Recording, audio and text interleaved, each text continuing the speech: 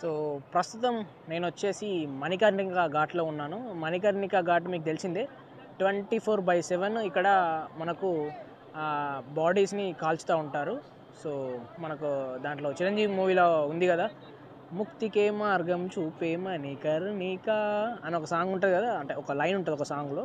So అందుకే ఇక్కడ ఎవరైతే చనిపోవడం కానీ లేదంటే వాళ్ళ డెడ్ బాడీని కానీ కాల్చడం కానీ జరుగుతుందో వాళ్ళకు మోక్షం లభిస్తుందని చెప్పేసి మన పురాణాలు మనకు చెప్తూ ఉన్నాయి. అండ్ ఇక్కడ ఇంకొక విషయం ఏంటంటే, మనం దర్శనం చేసుకుని వచ్చాక బోటింగ్కి వస్తాం కదా. ఇక్కడ బోటింగ్కి వచ్చినప్పుడు మనం మెయిన్గా చూసుకోవాల్సింది, ఒకవేళ నలుగురు ఐదుగురు చిన్న చిన్న గ్యాంగ్ ఉంటే ఇక్కడ మనకు చిన్న చిన్న బోట్లు ఉన్నాయి వెనకాల, అవి వెళ్తాయి. ఒకవేళ లేదు అంటే కనుక ఇట్లా ఇప్పుడు నేను పెద్ద బోట్ కోసం పెద్ద బోట్ కోసం వెయిట్ చేసి ఇంతసేపు పెద్ద బోట్ వచ్చింది. బట్ మైనస్ ఏంటంటే చాలామంది ఇక్కడ జమ అవ్వాలి. అప్పుడు అందరు గ్యాదర్ అయినాక వాళ్ళకు గిట్టుబాటు ధర వచ్చినాక అప్పుడు ఇక్కడ నుంచి పడవ స్టార్ట్ అవుతుంది. సో కొంచెం టైం తీసుకుంటుంది. బట్ 100 రూపాయలు ఛార్జ్ చేస్తారు పెద్ద బోట్లో అయితే.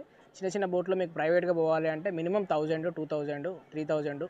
సో 1000 మాత్రం ఖచ్చితంగా వేస్తే ప్రైవేట్ బోట్లో బయటికి పోవాలంటే కనుక.